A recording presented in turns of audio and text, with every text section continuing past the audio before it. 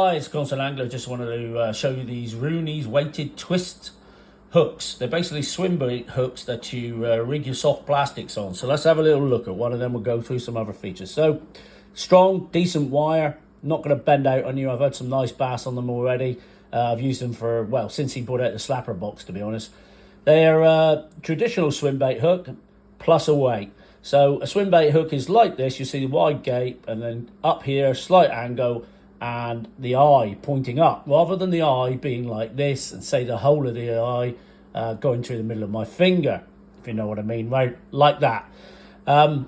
This allows this little corkscrew to go on, which is screwed into the head of the bait, which you'll see happening here, and it actually saves a lot of lures. Your lures last longer because they're not getting ripped out so easily as they do with the traditional EWG hooks. So these come in a variety of sizes. They come in 4.0 to 6.0 size, so that'll cover most of your bass fishing with soft plastics. They come from 5 gram to 15 gram, so a good selection of weights. And talking about the weight itself, it's almost like a shovel effect on the sides here. This adds a stabilizing factor to the bait, bit of a keel, and then also gets it to rock and roll a bit from side to side. They're sharp. Got a good barb on them, good thickness of wire, gauge of wire, and I've used them successfully for several trips. I wash them off in between, and they will sharpen. You can sharpen these hooks, so if you've got a decent sharpener and you know what you're doing, you can resharpen them and reuse them further. Put a little bit of Vaseline on the point afterwards, it'll save the point even longer. So if we look how I've rigged them at the moment, you get 5 in a pack, as it says there.